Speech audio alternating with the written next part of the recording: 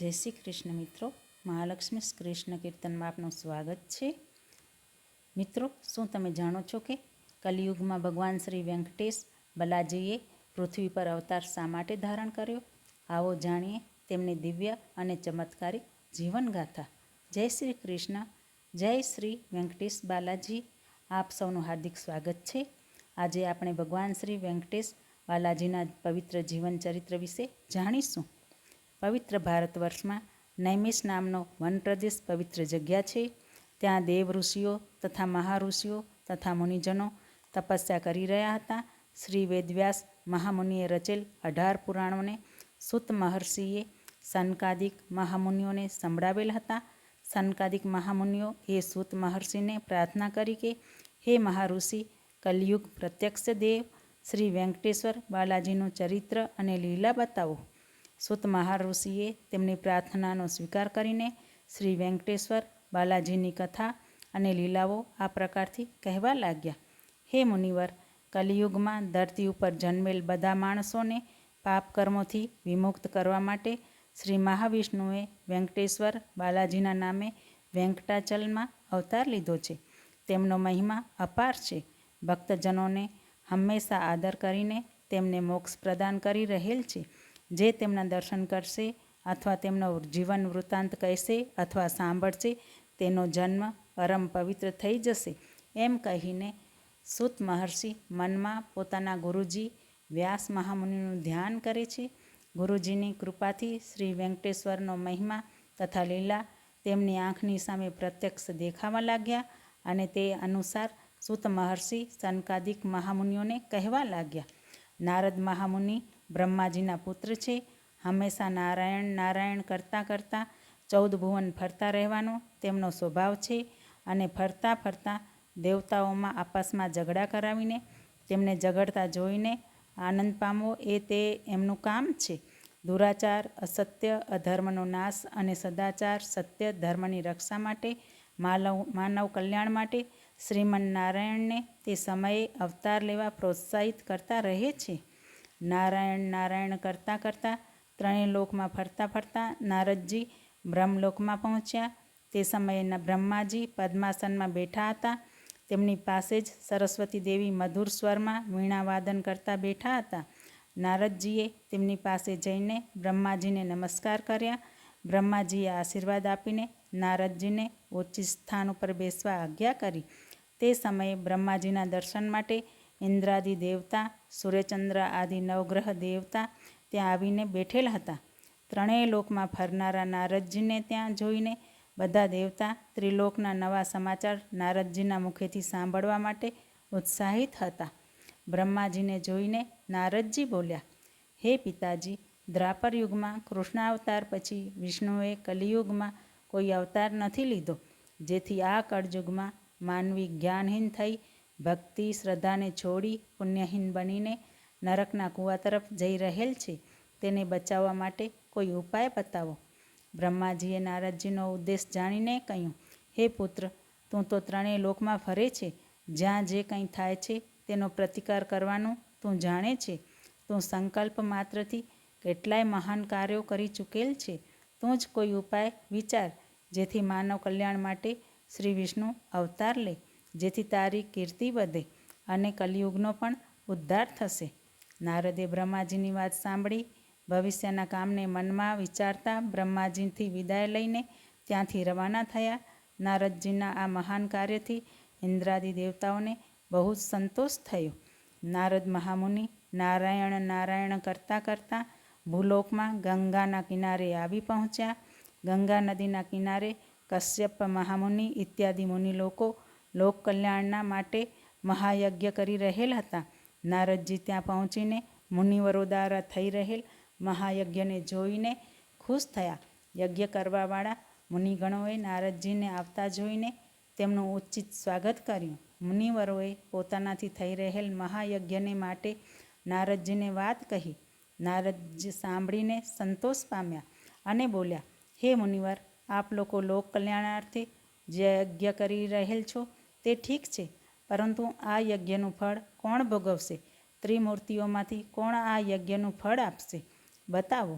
મુનિઓના મુખેથી આનો જવાબ નહીં મળવાથી નારદજી બોલ્યા, વિના વિચારે કરેલ યજ્ઞ નિષ્ફળ થશે. પહેલાં આપ લોકો નક્કી કરો કે ત્રિમૂર્તિઓમાંથી કોની અંદર સત્વ ગુણ અને શાંત સ્વભાવ છે, તે જ યજ્ઞફળ આપી શકે છે.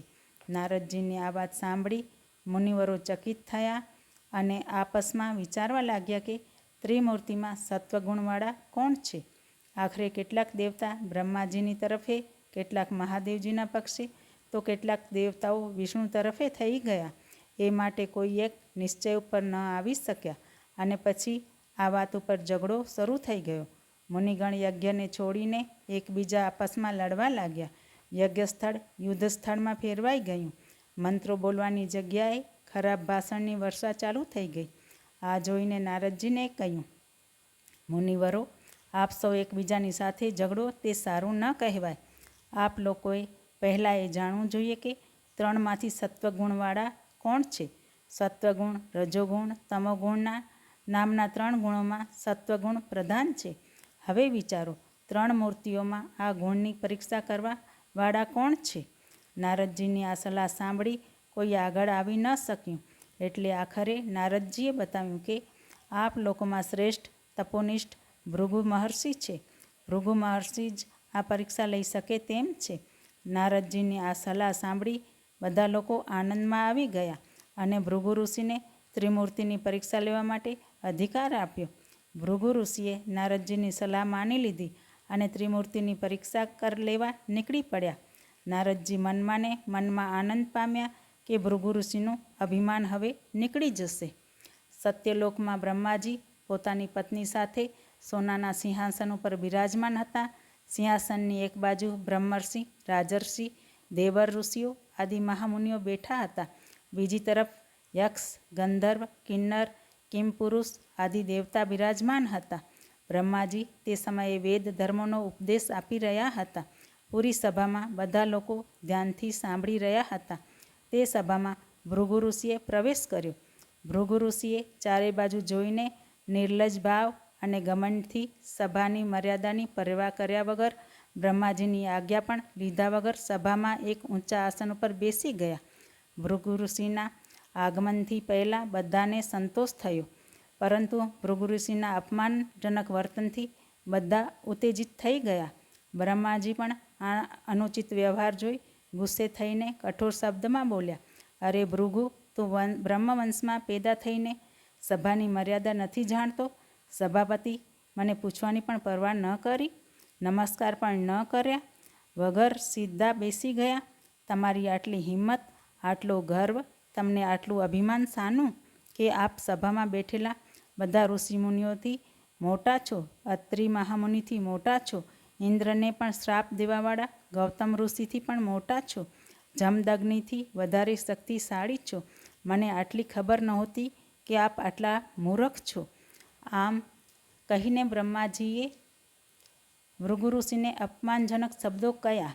બ્રહ્માજીના અપમાનજનક વચન સાંભળી ભૃગુ ઋષિ વિચારવા લાગ્યા કે બ્રહ્માજીમાં સત્વગુણ નથી, તેઓ રાજાની જેમ રજોગુણમાં બોલી રહ્યા છે.